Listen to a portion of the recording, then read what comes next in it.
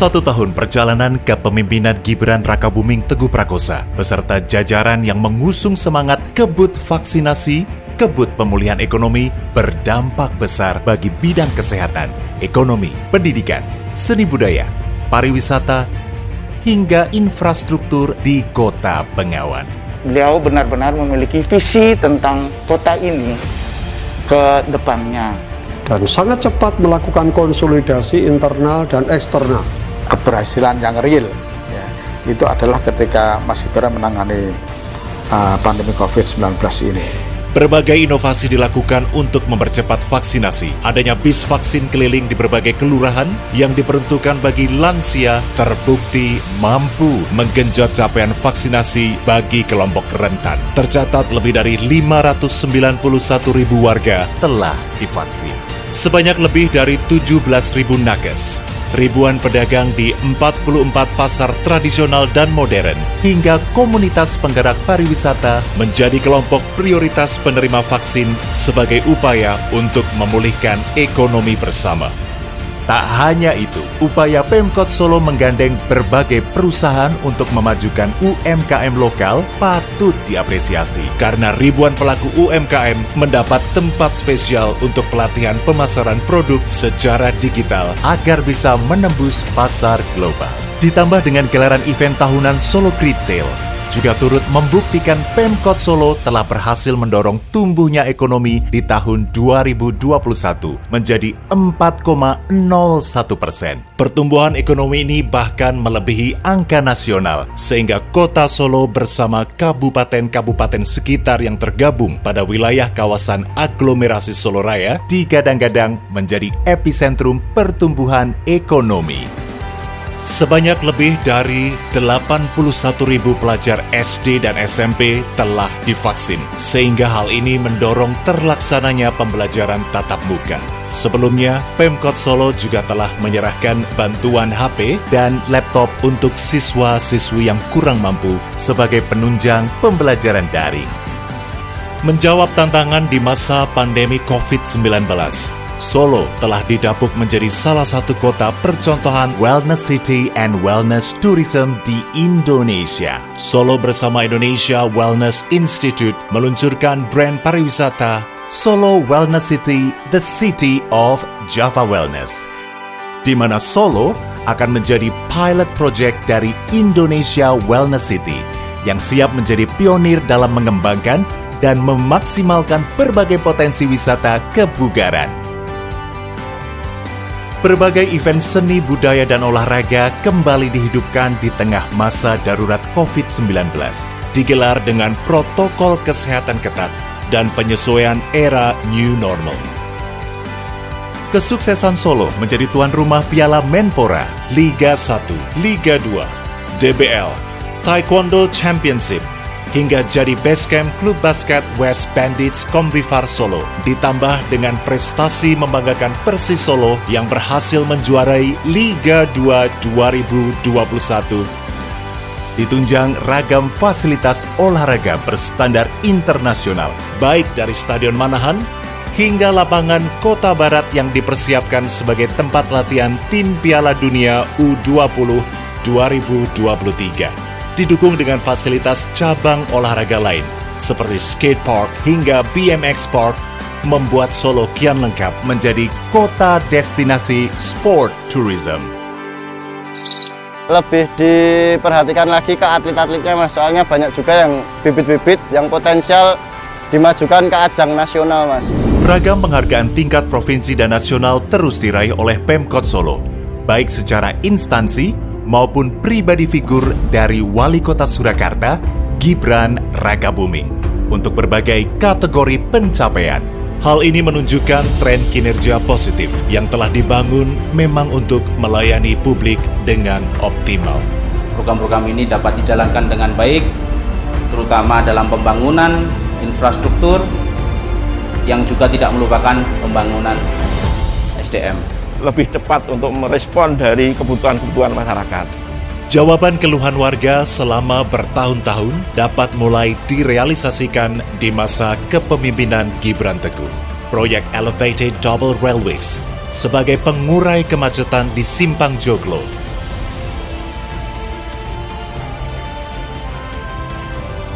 Masjid Raya Syekh Zayed. Terminal Hall, Sport and Convention Center Tirtonadi.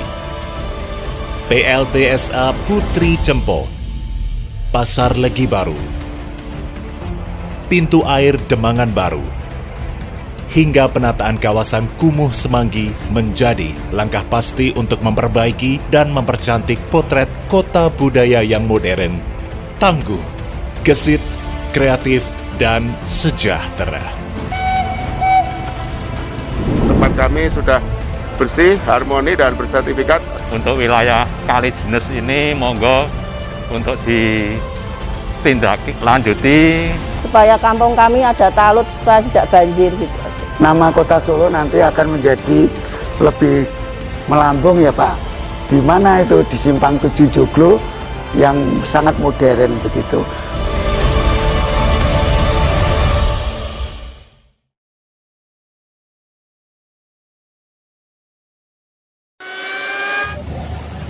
Assalamualaikum warahmatullahi wabarakatuh.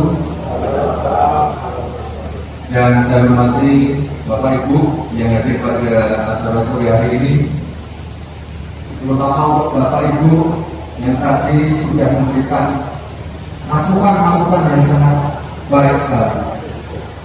Ini mohon maaf jika bisa saya jawab satu persatu, tapi akan saya rangkum dan akan saya tindak lanjuti secepatnya. Mungkin tadi dari Pak Wadi, dari Pak Joko BI sudah memaparkan masalah grafik-grafik yang ada di Kota Solo. Jadi pada waktu pertama saya dan Pak Wakil Wali Kota dilantik itu pertumbuhan ekonominya cuma minus 174. Itu berat sekali. Berat. Dan sekarang alhamdulillah dengan kerja keras seluruh pejabat yang ada di Pemkot, Bapak Ibu semua, para tokoh-tokoh, ini kita bisa sedikit demi sedikit menunjukkan sinyal-sinyal pemulihan ekonomi. Bapak Ibu, di tahun ini saya akan terus menggenjot event-event yang ada di Kota Solo. Nanti setelah Lebaran kita punya event para game.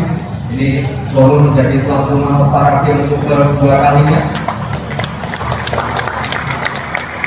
Ini bagus sekali untuk pemulihan ekonomi karena kita akan menghabiskan anggaran yang cukup besar dalam waktu 1 minggu. Jadi bagus sekali untuk pemulihan ekonomi. Lalu masih ada event G20 yang lain, ada event G20 yang lain juga.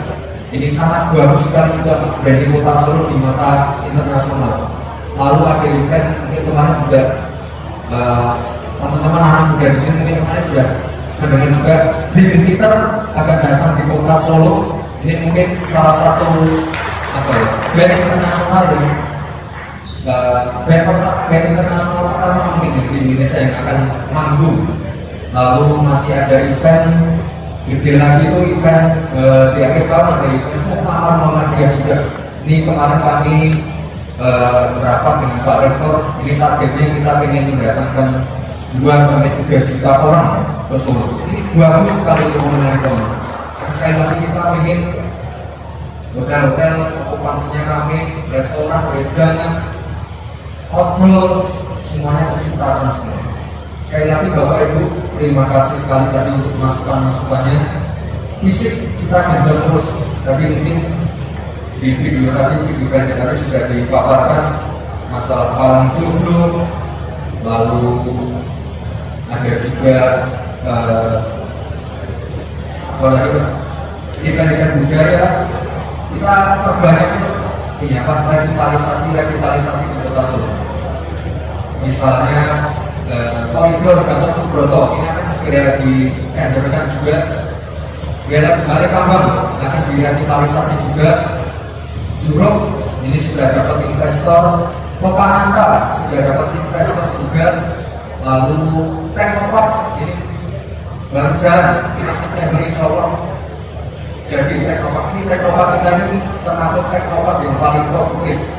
Kita sudah MOU dengan misalnya Zeret, Amazon, Bukalapak, Shopee, Tokopedia, Gojek, lalu kemarin juga sama Indofarma, lalu kita juga sekarang punya sekolah cyber security di Teknopark, SKK Migas, Tekno, ini salah satu Teknopark yang paling produktif.